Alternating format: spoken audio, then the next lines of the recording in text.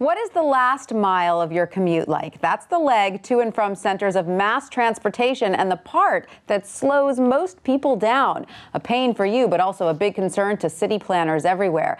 But now, thanks to cheap and powerful batteries out of China, a slew of new wheeled devices are promising to transform that final mile. Here with more is WSJ Rumble Seat columnist Dan Neal. Hi, Dan. Good to see you.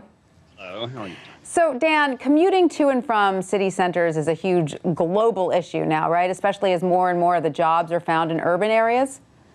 That's right. So, does the rest of the world then already know about these cheap motorized bikes and scooters? Are we the last to this party? We're kind of sort of slow on the uptake. They sell a lot of them in China. Obviously, China's got a huge market. There's something, 30 million a year bicycles. And the European market, the sales of what are called e-bikes, electrically assisted bikes, are up 20% in a year. And the United States is just catching on. And so, yes, we're a little late to that party. So tell us about these lightweight, speedy, portable wheels. They fall into three categories, you say. Is that right? Let's break it down. Let's talk about the e-bike first. What is that exactly?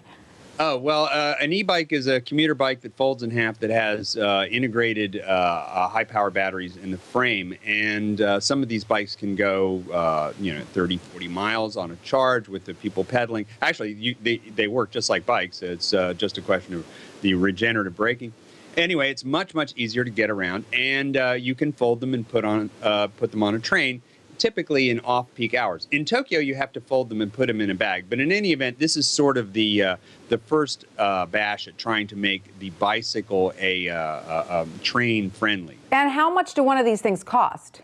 Oh, you can spend a lot of money on one of these. And also, this is the other thing. These batteries have created a whole ecology of these battery-powered two-wheel bikes. They're motocross bikes, or touring bikes, and everything in between. They're way, way fast. Some of these, kind of worry the National Park Service because they're not motorcycles, because they don't have a gas motor, but they still can rip up trails. And so a lot of these things their legal status is very iffy, quasi-legal or outright banned. Yeah.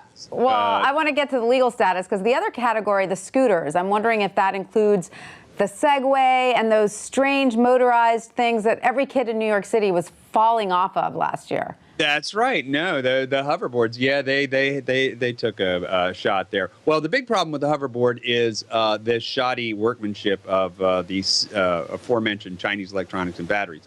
These things were a big hit.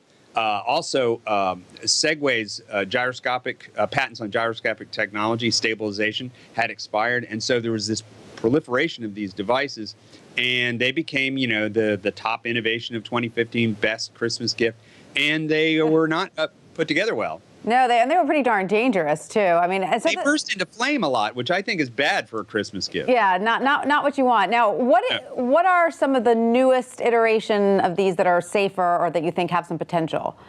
Well, potential is the word because, the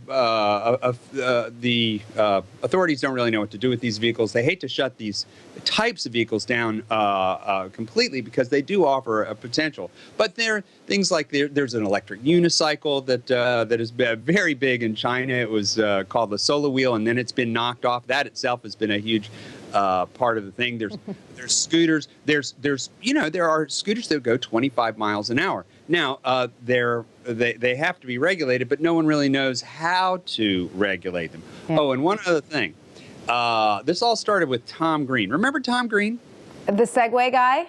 Well, he was a comedian, and he went to ride the first Segways in Pasadena. He took off and tore up all these stores and ran over people's feet, and he created complete chaos.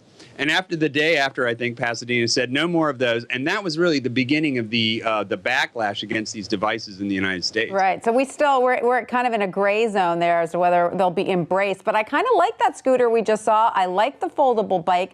How long will it be till I can buy one for my commute? Well, as long as it takes you to get to Amazon.com, for the most part, these things are all over Amazon.com, even though some of the flammable ones were taken off the market. And but for example, the bicycles, they're there. And I think what started this for me was just looking at electric bicycles and seeing how marvelously diverse they are and how actually practically useful they would be in commuting if you could get them on a train or bus. I love that idea. They sure beat City Bike. All right, Dan Neal, thank you so much for that. My pleasure.